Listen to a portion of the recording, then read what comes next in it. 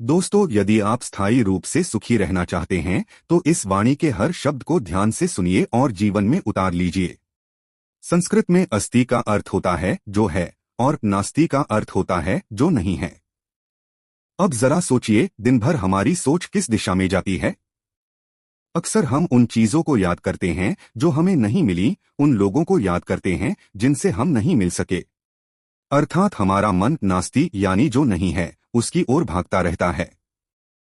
लेकिन आस्तिक वही है जो अस्ति की ओर ध्यान देता है, जो जो मिला है उसी में प्रसन्न रहता है। अंग्रेजी में कहते हैं काउंट योर ब्लेसिंग्स, अर्थात जो मिला है उसे गिनो, उसे सराहो और भगवान का धन्यवाद करो।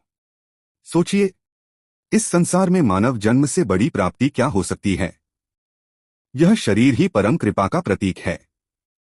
पर हम क्या करते हैं? इसी अमूल्य शरीर को भोगविलास में खो देते हैं और जो नहीं मिला उसी की चिंता में डूबे रहते हैं।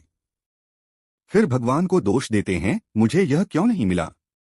अरे भाई, पहले तो यह सोचो, जो मिला है वह कितना बड़ा वरदान है।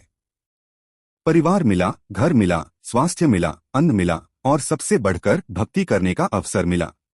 इसलिए सबसे पहले परमात्मा का धन्यवाद करो, हर पल हर सांस में धन्यवाद प्रभु का भाव रखो, क्योंकि जब आप कृतज्ञ होते हैं तो भगवान समझते हैं यह मेरे दिए वरदानों की कदर करता है और तब वे और अधिक कृपा बरसाते हैं। एक सुंदर बात याद रखिए, जो प्राप्त है वही पर्याप्त है। जब यह समझ आ जाती है तो मन के सारे दुख मिट जाते हैं, क्योंकि इच्छाएं ही तो हमारे दुखों का कारण हैं।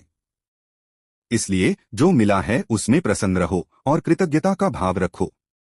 सच्ची भक्ति वही है जहां हर परिस्थिति में कहा जाए, जाहि विधि राखे राम ताहि विधि रहिए। भगवान चाहे महल में रखें या झोपड़ी में, उनका धन्यवाद करते रहो और हर क्षण राम राम राम का जाप करते रहो। कर्म भी करो, भजन भी करो। संत कहते हैं, कर्म किए जाएं, भजन किए जाएं, नहीं किसी का डर है। धीरे धीरे भाव अपने आप जागृत होगा और तब आप सच्चे अर्थों में आस्तिक बन जाओगे, जो अस्ति में जीता है, नास्ति में नहीं उलझता। तो दोस्तों, अब से हर सुबह हर शाम परमात्मा का धन्यवाद करो, राम का नाम लो और जीवन को आनंदमय बनाओ। राम राम।